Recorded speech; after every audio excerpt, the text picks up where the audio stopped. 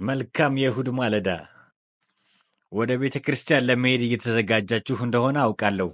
ይህን አጠር ያለ የእግዚአብሔር ቃል ላካፍላችሁ። እያለፋችሁበት ያለው ጉዳት ውስጥ ስውር የእግዚአብሔር ዓላማ አለ። ይህን ላሳውቃችሁ እፈልጋለሁ። እያለፋችሁበት ያለው የጭንቅ ጊዜ ቅጣት አይደለም፣ ይልቁንስ ለሚመጣው በረከት እየተዘጋጃችሁ ነው። የስቃይ ጊዜ ነው ብላችሁ ያሰባችሁት ነገር በረከታችሁን ይዞ እየመጣ ነው። እናንተ ውድቀት በመሰላችሁ ነገር ውስጥ አዲስ ነገር ሊወለድ ነው። ምጥ ላይ ያለችን እናት አስቡ። ታውቃላችሁ፣ ህመሙ ትርጉም ባይኖረው ኖሮ ስለዛች እናት አስቡ። ትጮኻለች፣ ታቃስታለች፣ ታለቅሳለች። ነገር ግን ስፍራዋን ትታ አትሄድም። ምክንያቱም ከዛ ሁሉ ስቃይ በኋላ ምን እንደምታገኝ ታውቃለች። ምጡ በስቃይ የተሞላ ቢሆንም ግን አስፈላጊ ነው። ጫናው ራስን እስከ መሳት ያክል ቢያደርስም በዚህ ሁሉ ህመም ውስጥ ካላለፈች ልጇን ልታቅፍ አትችልም።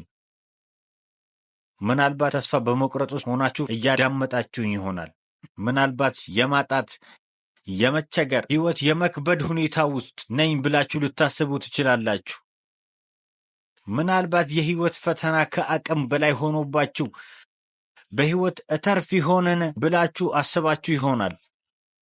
ውድቀት ነው ብላችሁ ባሰባችሁት ነገር እግዚአብሔር እየሰራችሁ ነው፣ እየቀረጻችሁ ነው። እግዚአብሔር ሊያጠፋችሁ ሳይሆን እንደገና ሊሰራችሁ ነው። እግዚአብሔር ይባርካችሁ።